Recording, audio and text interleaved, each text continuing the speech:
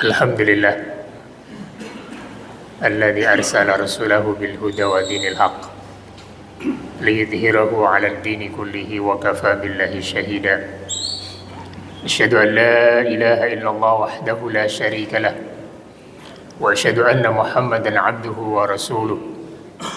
Allahumma fassalli wa sallim wa barik ala habibina wa syafi'ina wa maulana Muhammad wa ala alihi wa ashabihi walladzina ittaba'uhum bi ihsanin ila yaumil qiyamah.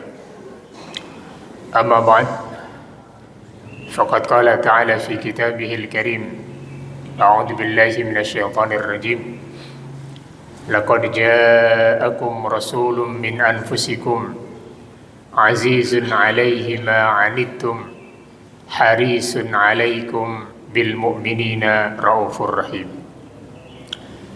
Sadaqallahul adzim. Bapak Ibu jamaah salat subuh rahimakumullah, puji syukur kita haturkan kehadirat Allah Subhanahu wa taala pagi hari ini dengan limpahan kenikmatan dan anugerah. Kita bisa mengawali hari kita dengan rangkaian aktivitas kebaikan, dengan penuh harapan semoga Allah Subhanahu wa taala berkenan menerima dan menetapkan pahalanya. Amin. Pada hari ini kita masih berada dalam hari-hari di bulan Rabiul Awal, bulan yang mengingatkan kita akan kejadian yang sangat luar biasa dalam kehidupan umat manusia di muka bumi ini, yaitu lahirnya seorang nabi terakhir yang kembali akan menyelamatkan umat manusia dari kesesatan yang sangat-sangat panjang, sebagaimana telah dijanjikan oleh Allah Subhanahu wa taala dalam kitab-kitab suci sebelumnya. Sehingga pada kesempatan pagi hari ini kita akan membahas tentang Rasulullah sallallahu alaihi wasallam. Mungkin saya menyinggung sedikit saja, kemudian kita coba perbanyak mendiskusikan hal-hal terkait dengan beliau atau terkait dengan sikap kita terhadap beliau sebagai bentuk refleksi dan evaluasi dari perjalanan hidup yang kita jalani ini. Apakah kita sudah menjadikan beliau sebagai suri toladan sehingga jaminan kebahagiaan akhirat bisa kita rencanakan saat ini? Karena mereka-mereka yang menjadikan beliau sebagai suri toladan akan bersama dengan beliau dalam kehidupan akhirat yang membahagiakan.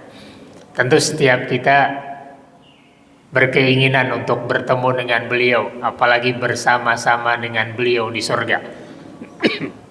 Walaupun tentu saja harapan itu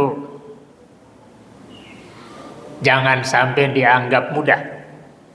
Bisa jadi mudah, bisa jadi sangat sulit, karena kita pasti akan berebut dengan miliaran manusia dari umat beliau, sama-sama ingin bersama-sama dengan beliau dalam kehidupan akhirat nanti. Kita ambil beberapa rujukan baik ayat maupun hadis untuk membangkitkan ingatan kita akan baginda Rasulullah sallallahu alaihi wasallam. Di antaranya surat At-Taubah ayat 128. Allah Subhanahu wa taala berfirman, a'udzubillahi minasyaitonir rajim. Laqad ja'akum rasulun min anfusikum azizun 'alaihi ma 'anittum harisun 'alaikum bil mu'minina raufur rahim. Ayat ini menjelaskan kepada kita beberapa hal. Yang pertama, laqad ja'akum rasulun min anfusikum, telah benar-benar datang kepada kalian seorang rasul dari kalian sendiri. Min anfusikum, dalam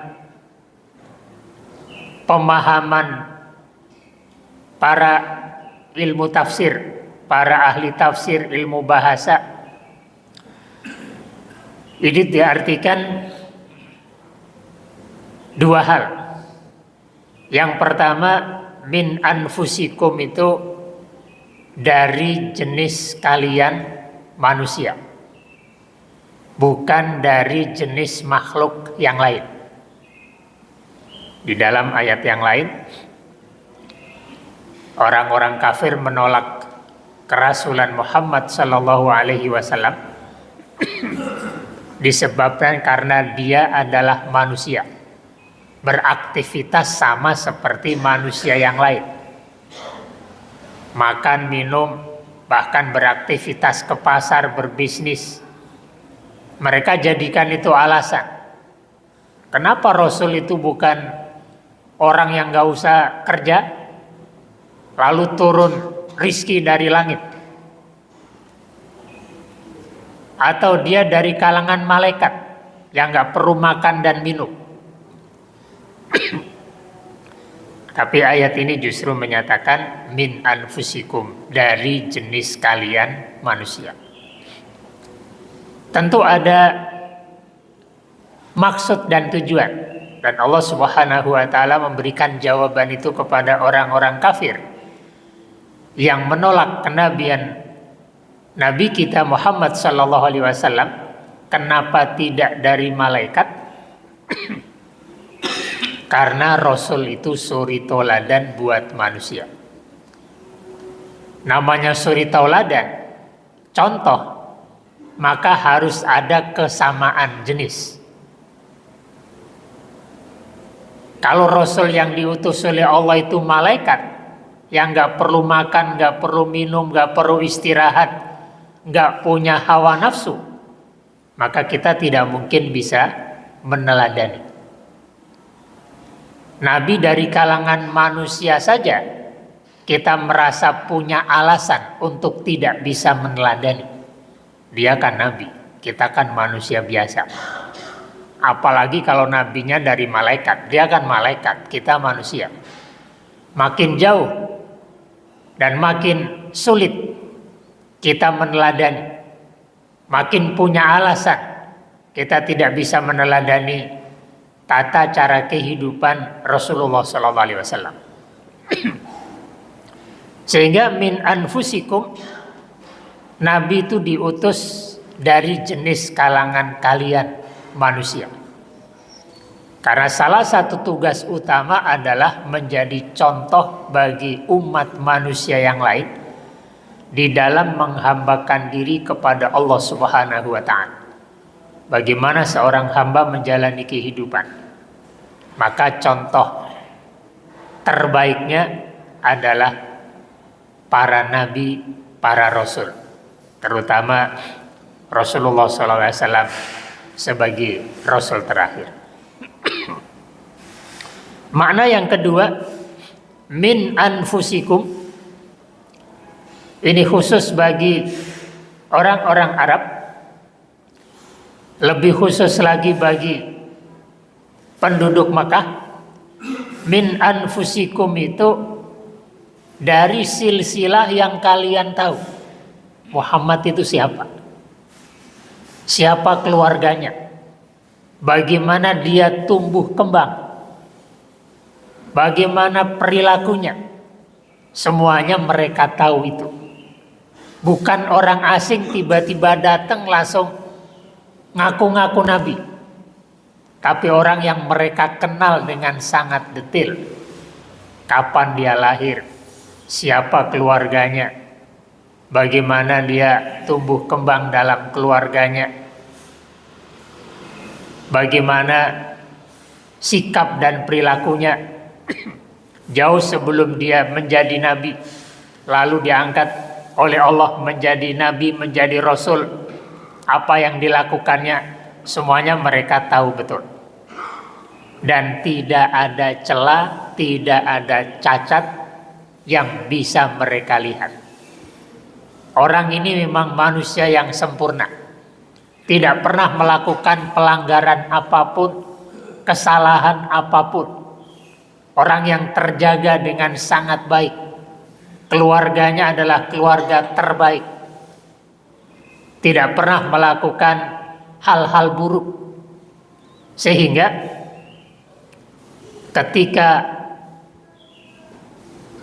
diutus oleh Allah atau beliau menyatakan diri sebagai nabi, sebagai rasul, tidak ada alasan bagi mereka untuk menolak. Memang dia adalah manusia terbaik. Walaupun begitu, tetap saja ada orang-orang yang menolak kenabiannya. Dan disitulah terbaca bahwa orang-orang yang menolak kenabian Nabi kita Muhammad Sallallahu Alaihi Wasallam tidak punya alasan, kecuali alasan-alasan yang tidak bisa dibenarkan. Kita bisa ambil contoh. Rasulullah Sallallahu Alaihi Wasallam ketika diangkat menjadi nabi, diberikan risalah yang harus disampaikan kepada umat manusia, dan turun ayat wa anzir ashiratakal aqrabin, dan berilah peringatan keluargamu yang dekat. Maka keluarga dekatnya dikumpulkan. Orang-orang yang terhubung kekerabatan dengan beliau diundang untuk berkumpul di satu tempat. Dan biasa saat itu mereka punya tempat-tempat pertemuan. Lalu dipanggillah kerabatnya itu untuk berkumpul di tempat tersebut, di atas sebuah bukit.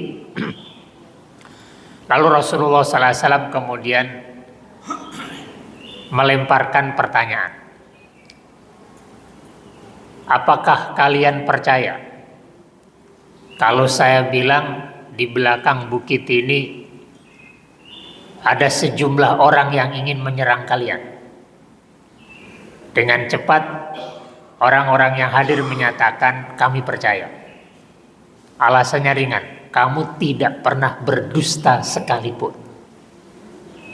Kamu adalah orang yang jujur, sehingga apapun yang kamu katakan kami percaya.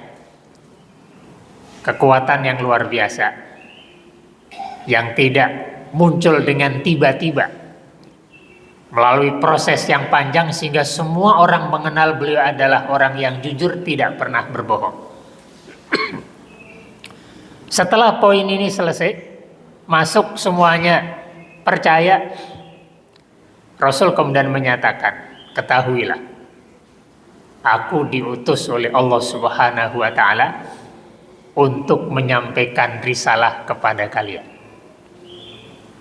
Aku adalah orang yang dipilih oleh Allah menjadi nabi dan rasul terakhir untuk mengajarkan kepada kalian tentang keimanan kepada Allah, tentang tata cara beribadah kepada Allah.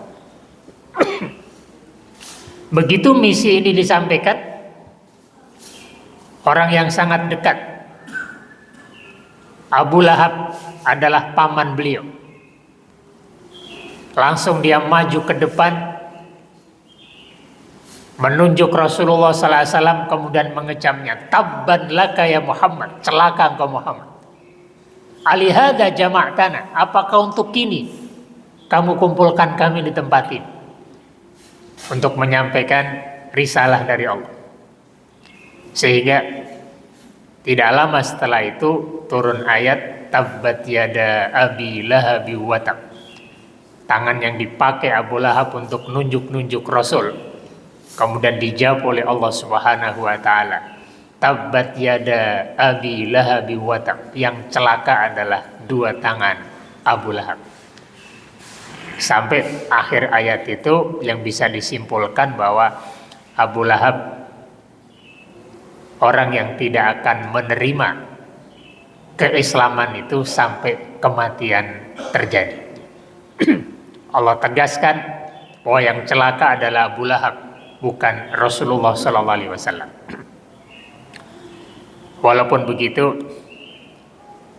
sejarah mencatat Rasulullah SAW selalu berusaha mendakwai Abu Lahab dengan berbagai pendekatan.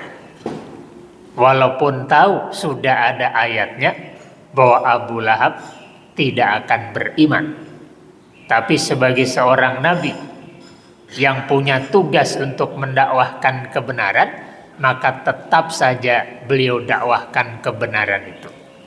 Soal dia menolak tidak menerima, itu urusan dia dengan Allah Subhanahu wa taala, tapi tugas beliau sebagai nabi sudah ditunaikan dengan sebaik mungkin. Begitulah Nabi kita Muhammad SAW adalah orang yang kita kenal siapa dia, dari keluarga yang mana, dan bagaimana keluarganya. Semuanya sangat jelas. Bukan orang yang tidak diketahui latar belakangnya. Sehingga ketika kita mau mempelajari siapa beliau secara silsilah, banyak riwayat bahkan rujukan hadis-hadis tentang itu. Di rangkaian berikutnya, azizun alaihi ma'anittu. Rasul itu orang yang merasakan keberatan hidup manusia bila dibiarkan tanpa ajaran Allah Subhanahu wa taala. Azizun alaihi ma'anittum. Berat terasa olehnya apa yang kalian rasakan. Jauh sebelum beliau diangkat menjadi nabi, beliau sudah melihat bahwa masyarakatnya dalam kondisi yang tidak baik. Berbagai perilaku amoral asusila terjadi dilakukan, apalagi mabuk-mabukan terjadi di mana-mana dan menjadi budaya. Beliau menyaksikan ini tidak benar. Tidak mungkin hidup seperti ini. Ada perasaan tertekan pada diri beliau jauh sebelum menjadi nabi. Sehingga beliau saling merenung,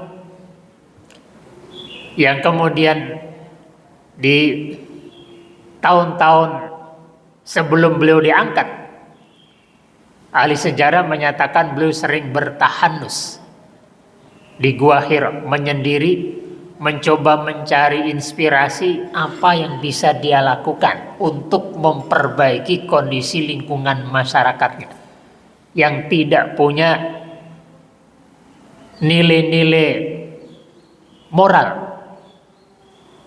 perilaku, pelanggaran, penyimpangan, hal-hal buruk terjadi di masyarakatnya. Kalau ini terus dibiarkan, tentu kehidupan ini sangat-sangat berat. Itu dirasakan oleh beliau.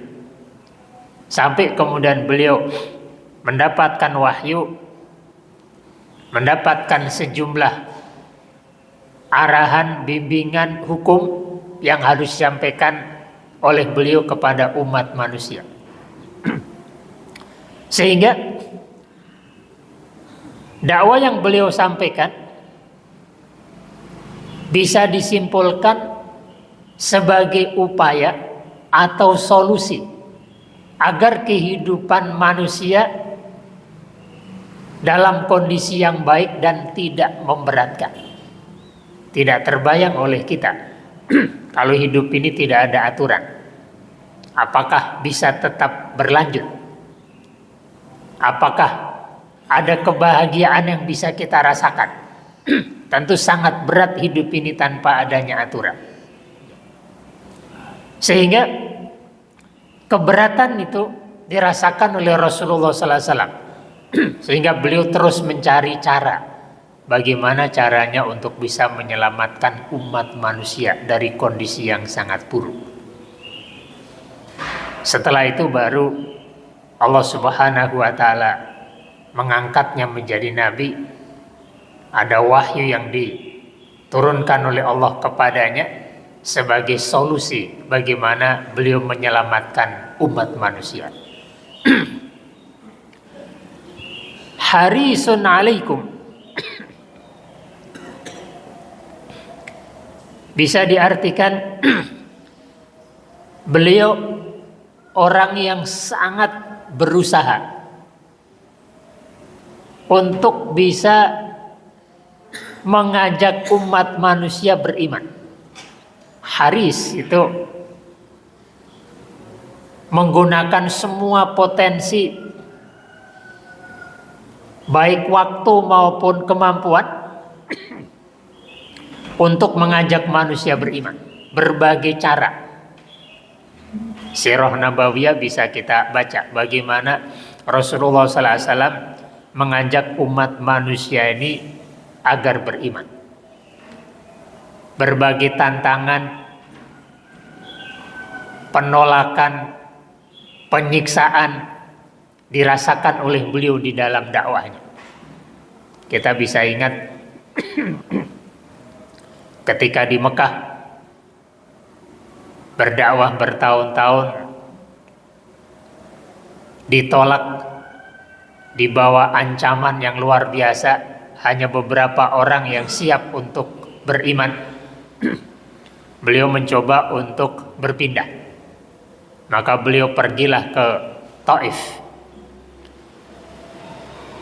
berharap di sana ada orang-orang yang mau mendengar dakwahnya kemudian beriman. Dilakukan perjalanan itu, dia temui orang-orang. Tapi apa yang terjadi? Justru orang-orang Taif menghinanya. Anak-anak perempuan melemparinya dengan batu, dengan kotoran unta, sehingga beliau harus jatuh bangun untuk menghindari itu. Dia tidak bisa menyelamatkan diri kecuali masuk ke sebuah perkebunan. Di kebun itu kemudian beliau bertemu dengan tukang kebun. Lalu terjadilah dialog. Rasulullah menjelaskan siapa dirinya. Beliau menyatakan kampung ini adalah kampung saudara saya, karena dulu ada seorang nabi di tempat itu.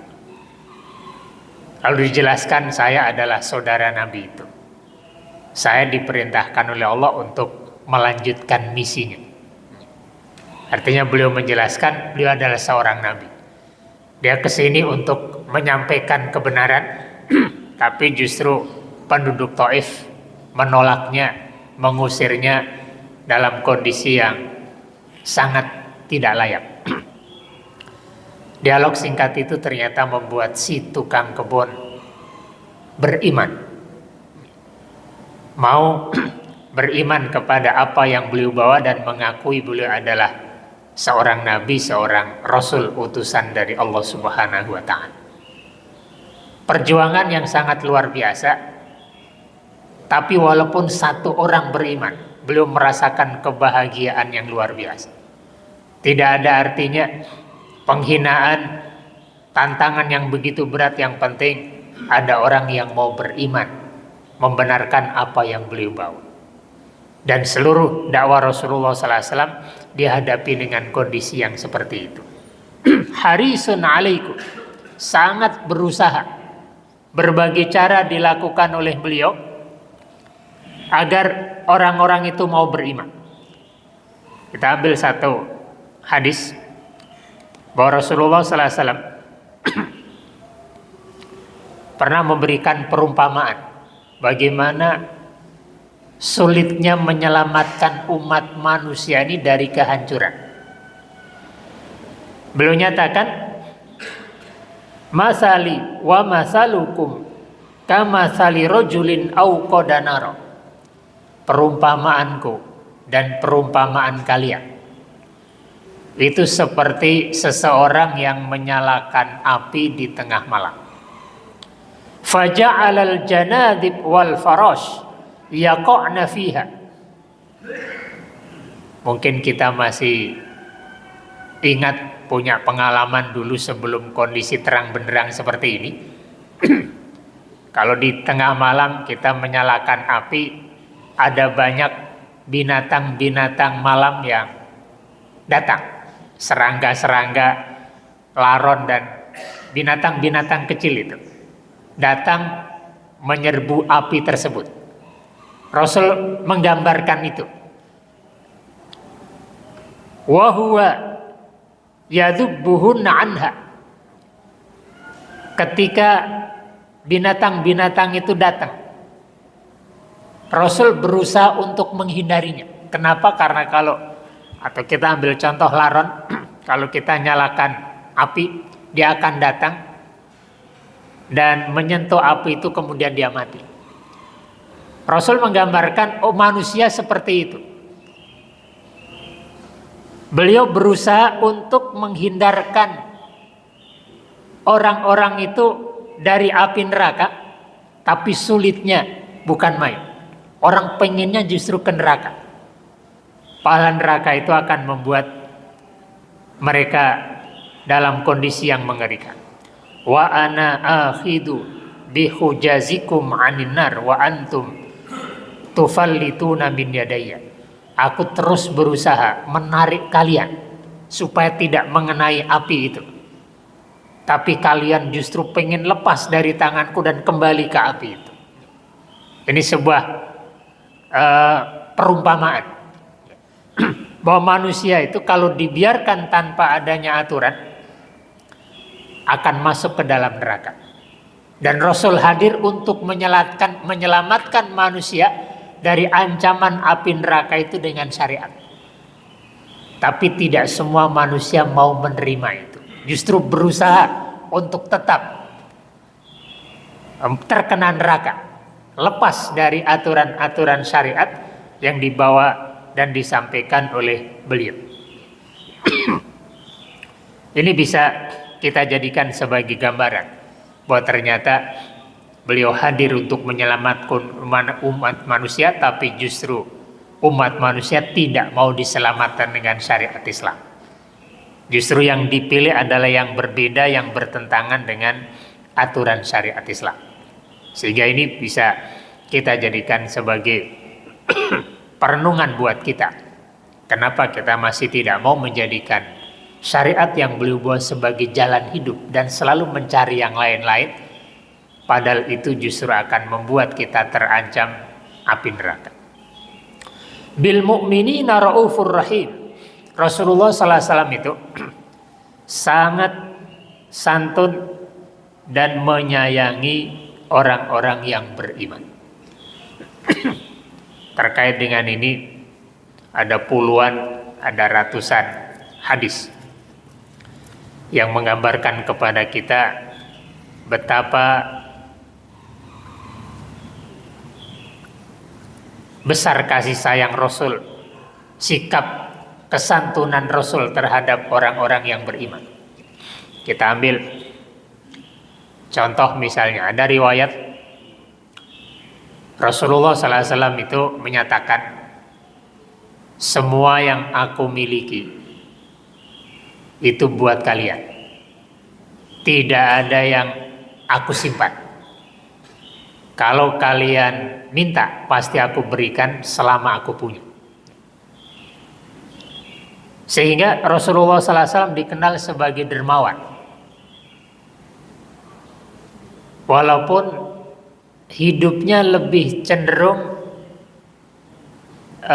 sederhana, bahkan lebih ke miskin. Ada banyak riwayat beliau sering kelaparan lalu mengganjal perutnya dengan kerikil. Bahkan ada sebuah hadis yang sangat sangat menggambarkan, sangat dramatis. Ada riwayat menyatakan Rasulullah SAW, rumah Rasulullah SAW itu tidak pernah 2 hari berturut-turut ada api ada asap yang mengepul. Artinya tidak pernah 2 hari dalam kondisi masak. Artinya bisa jadi hari ini masak, besok tidak. Kemudian memakan yang ada. Bisa jadi korma dan yang lain yang tidak perlu dimasak. Hadis-hadis seperti ini tentu menggambarkan kepada kita bagaimana kesederhanaan hidup yang beliau jalani. Tapi kedermawanan beliau banyak sekali diriwayatkan. Beliau pernah ada seseorang datang kemudian minta harta. Dan Rasulullah SAW berikan onta 1 lembah. Dalam riwayat itu 100 onta diberikan. Orang ini dari kampung yang jauh. Tidak lama kemudian datang lagi, minta lagi. Rasul kasih lagi. Ketiga kali dia minta lagi, dikasih lagi. Sehingga 300 onta. Setelah itu dia sampaikan ke kampungnya. Wahai kaumku, berislamlah kalian. Dan yakinlah begitu kalian Islam, dijamin tidak akan pernah miskin seumur hidup.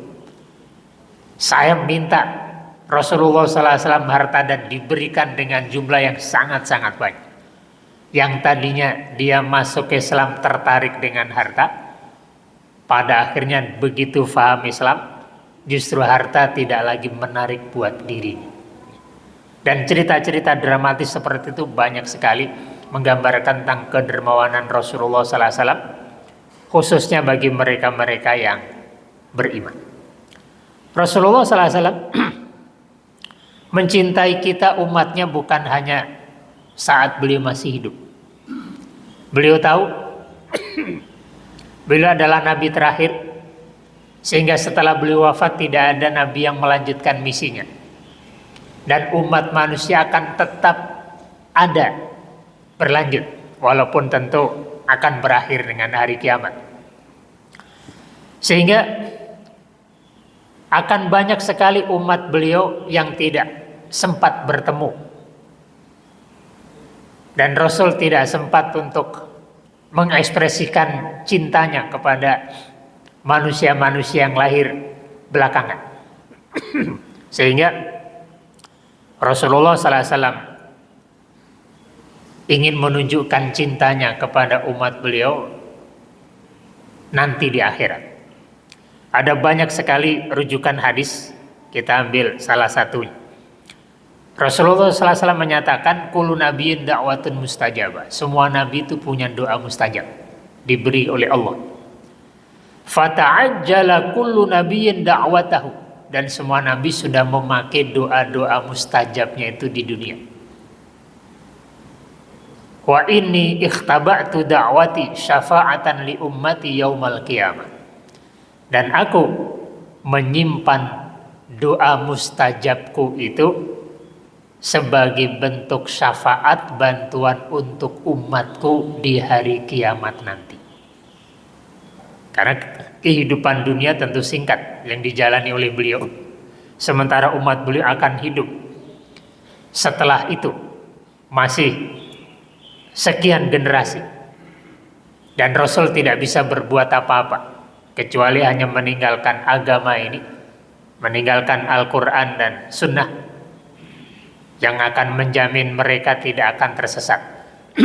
Tapi apakah betul-betul akan komitmen, itu yang sulit. Sehingga Rasulullah SAW menyiapkan doa mustajabnya itu untuk umatnya nanti di hari kiamat agar selamat dari azab Allah. Fahiyana ilatun insyaallah man mata min ummati la yusyriku billahi syai'an.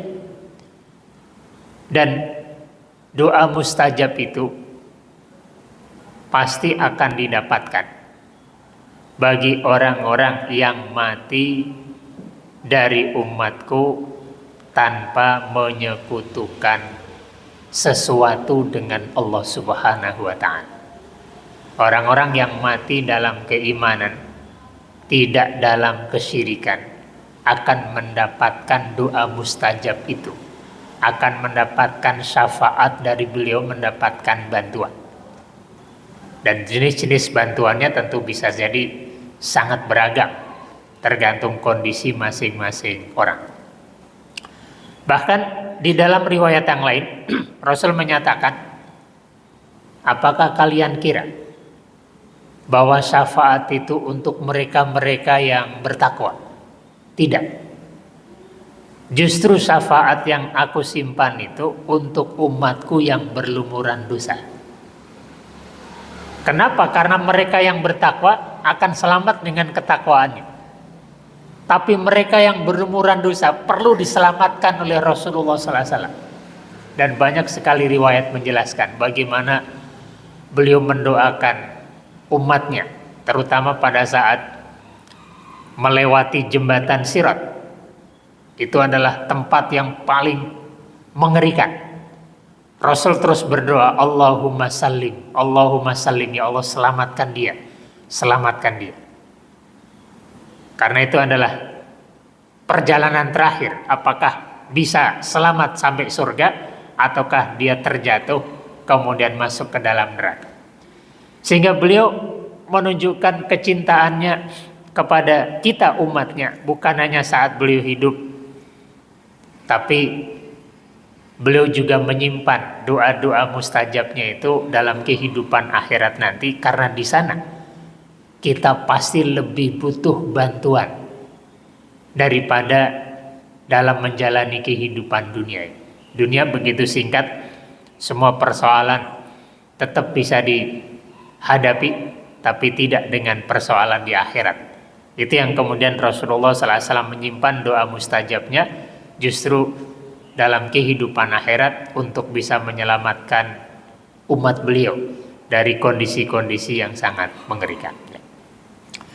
Mungkin ayat ini cukup menjadi bahasan kita dan waktu selanjutnya kita bisa perdalam lewat tanya jawab, membahas tentang Rasulullah SAW supaya muncul kecintaan pada diri kita, kebanggaan sebagai umat beliau, dan kita siap untuk menjadikan beliau sebagai suri toladan yang baik.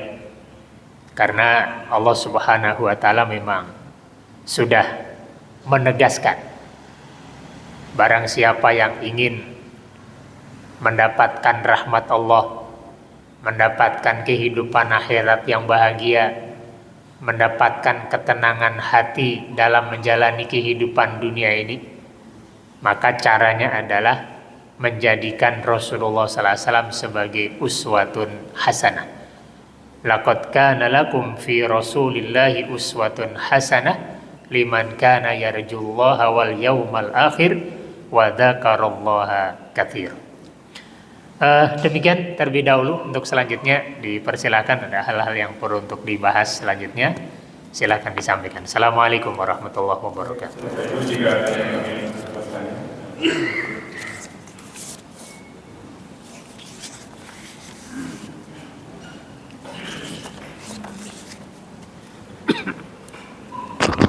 Assalamualaikum warahmatullahi wabarakatuh. Sudah mulai kalau syirik itu kan nerakanya apa? Belum sempat bertaubat Ustaz. Itu apakah diberikan syafaat oleh Rasulullah SAW? Memberikan Assalamualaikum warahmatullahi wabarakatuh. Assalamualaikum warahmatullahi wabarakatuh. Apa lagi?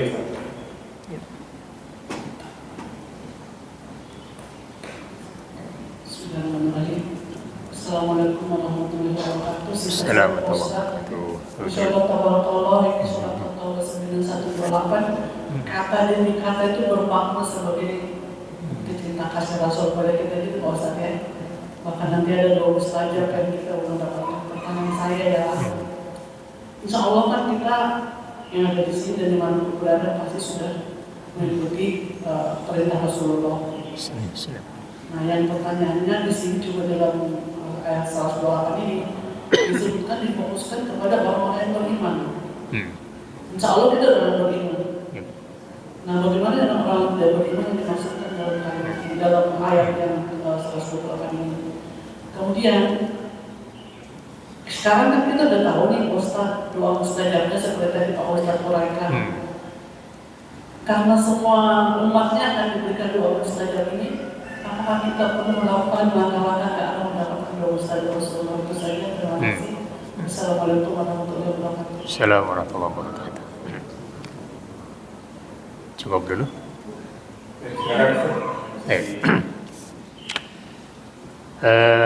Terkait dengan dosa syirik, memang disebutkan dalam ayat Al-Quran dan sejumlah hadis bahwa dosa apapun itu berada dalam kekuasaan Allah, kehendak Allah untuk mengampuni, kecuali dosa syirik. Artinya semua manusia pasti punya catatan perilaku dosa dalam menjalani kehidupan. Dan Allah Subhanahu wa Ta'ala bisa jadi mengampuni dosa-dosa itu, karena kalau tidak diampuni ya tidak ada yang layak masuk surga, kecuali dosa syirik. Tapi dosa syirik ini pun bisa diampuni oleh Allah Subhanahu wa Ta'ala kalau seseorang sudah bertobat sebelum wafat. Kalau dosa-dosa yang lain bisa jadi kita tidak serius bertobat. Kalau bertobat itu ada beberapa catatan dari ulama kan. Pertama, berhenti dari perilaku dosa itu. Syarat pertama, berhenti dari perilaku dosa. Kemudian menyesali atas perilaku tersebut. Kemudian yang ketiga, bertekad untuk tidak melakukan lagi. Itu minimal. Bisa jadi dosa-dosa kita tidak kita sikapi dengan itu, karena bentuknya yang sangat banyak, bahkan mungkin sebagian kita anggap ringan, sehingga kita bertobatnya secara umum saja, katakan beristighfar misalnya. Sehingga konteksnya tidak serius dalam bertobat. Tapi Allah Subhanahu wa Ta'ala penuh kasih sayang dengan hambanya, sehingga akan mengampuni catatan-catatan dosa hambanya tersebut, kecuali dosa syirik, harus dengan bertobat.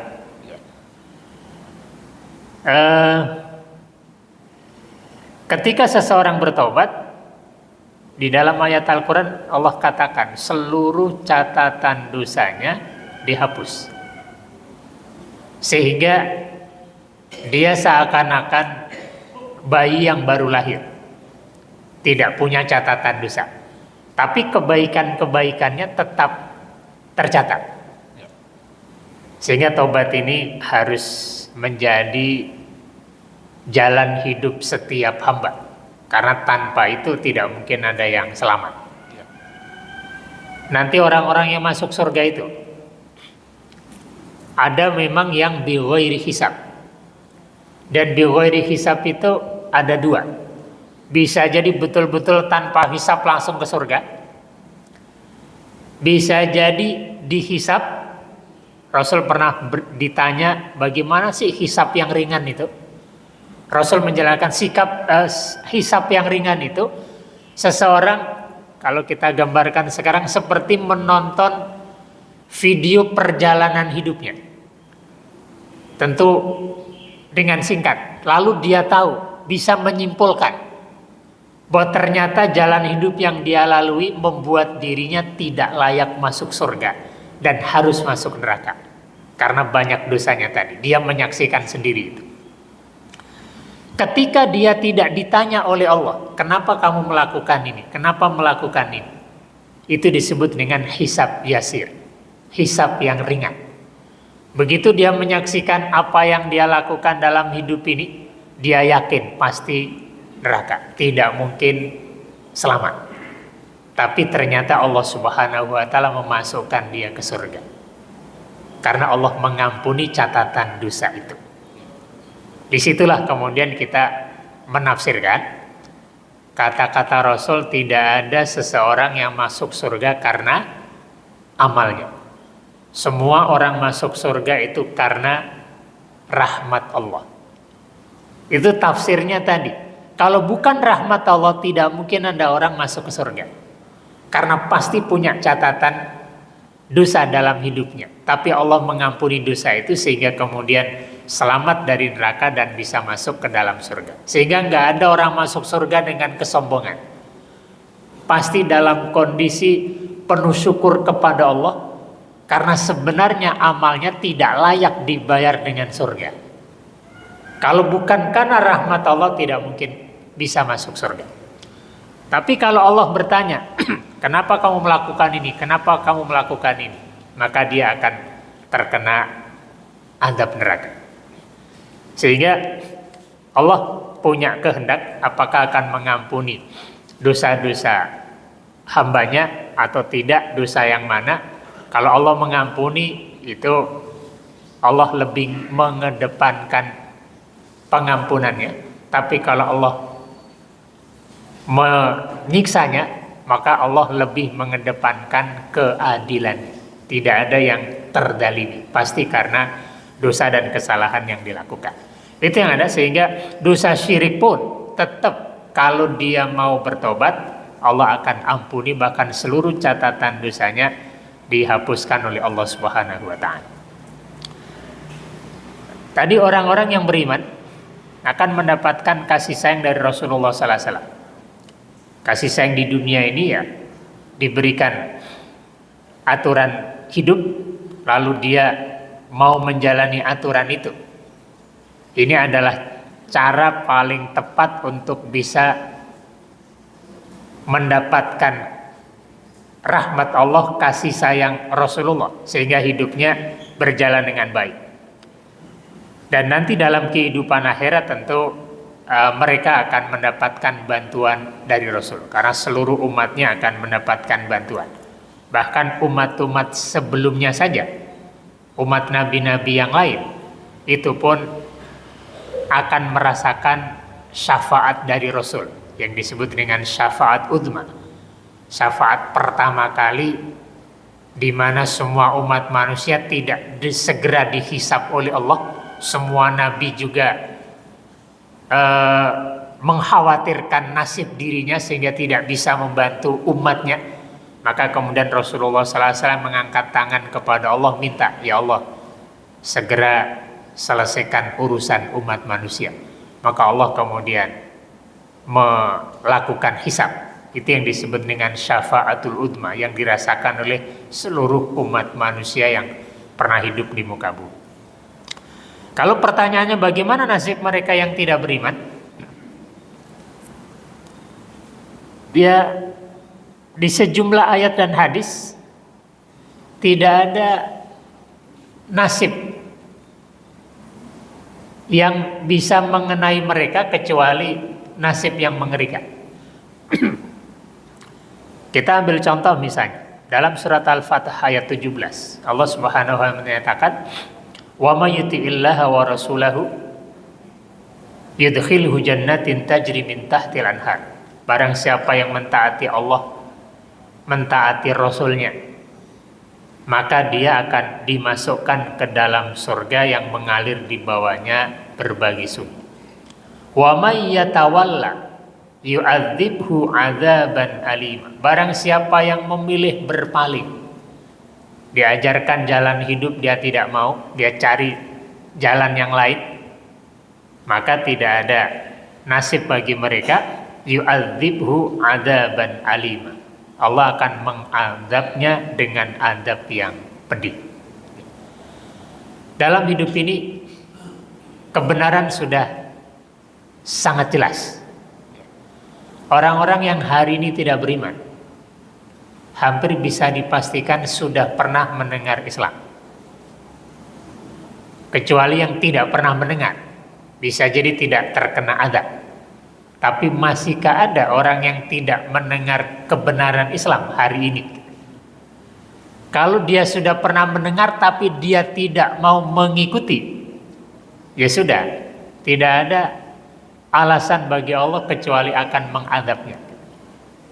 Karena semua yang kita lihat, yang kita dengar, yang kita pikirkan, semuanya kan akan dimintai pertanggungjawabannya oleh Allah. Pernah mendengarkah tentang dakwah Islam? Pernah mendengarkah tentang Nabi Muhammad SAW? Kalau memang sudah pernah mendengar tapi dia mengabaikan itu, tidak merasa perlu untuk memikirkannya, lalu mengikuti syariat yang disampaikannya, ya sudah, itu sudah jadi pilihan hidupnya, sehingga nanti dia harus menerima konsekuensi atas pilihan yang dia ambil dalam hidupnya. Itu kaidah umumnya begitu. Walaupun kita diperintahkan untuk terus menyampaikan dakwah, soal dia menerima atau tidak itu sudah urusan dia. Tapi kita nanti akan ditanya, apakah kamu yang tahu sudah menyampaikan atau belum? Sehingga kita tidak boleh menutup kesempatan orang untuk mendengar kebenaran. Tetap sampaikan, walaupun mereka ini orang-orang yang menolak kebenaran, tapi paling tidak kewajiban sudah kita tunaikan. Dakwah untuk kepentingan diri kita, karena mereka-mereka yang menolak sudah urusan mereka sendiri dengan Allah Subhanahu wa Ta'ala. Yang terakhir soal bagaimana supaya kita mendapatkan syafaat dari Rasulullah SAW. Tentu yang pertama yang harus kita pegang adalah kita jaga keimanan kita, jangan sampai mati dalam kesyirikan. Itu pertama. Ya. Bisa jadi untuk menghindarkan dosa dan yang lain kita nggak bisa. Ya. Tapi jangan sampai mati kecuali dalam keadaan beriman, berislam. Selama kita beriman dan berislam, kita akan diakui sebagai umat beliau dan akan mendapatkan syafaat beliau.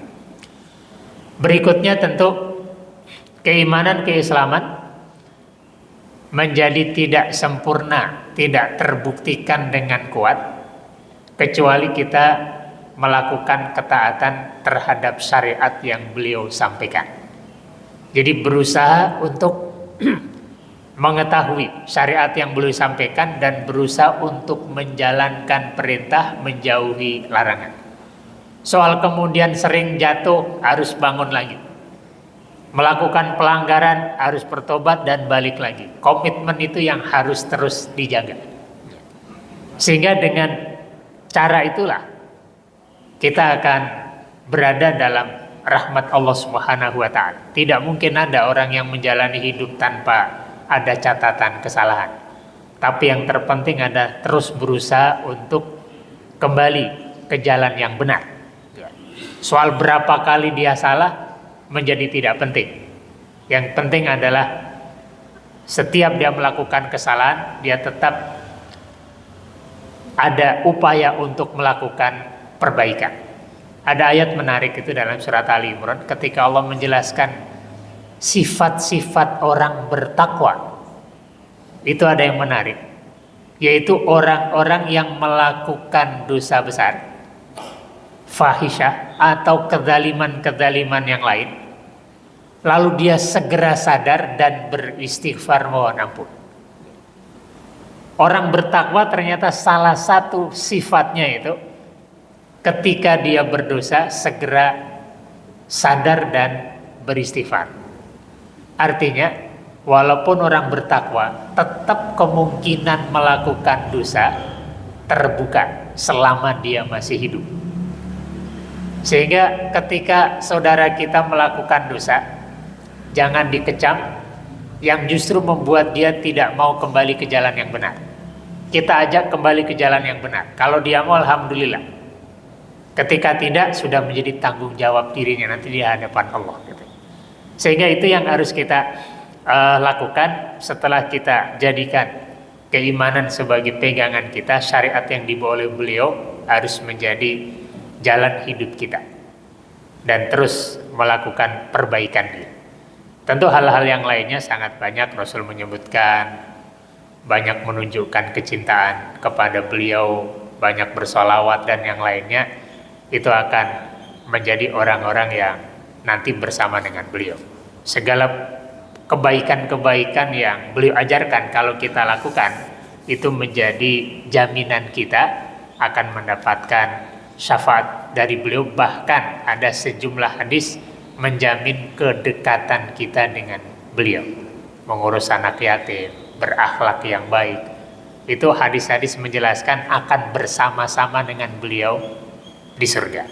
Soal bagaimana bentuk kebersamaannya, wallahu alam, bisa jadi nggak satu tempat karena nampaknya terlalu tinggi kalau kita berharap satu tempat bersama dengan Rasul. Ya. Paling tidak ketika kita sama-sama di surga, itu berarti bersama-sama dengan Rasul, gitu ya. Paling tidak itu, karena nampaknya kalau satu level dengan beliau ketinggian, gitu ya. Karena banyak miliaran orang yang juga ingin bersama dengan beliau dan lebih komitmen dibanding kita. Tapi apapun upaya tetap dilakukan. Satu hal menarik mungkin, ada seorang tabi'in tidak pernah ketemu Rasul.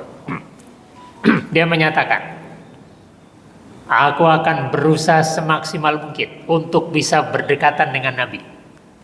Supaya generasi sahabat tahu bahwa orang-orang yang hebat bukan cuma mereka. Tapi generasi berikutnya juga ada orang hebat. Gitu.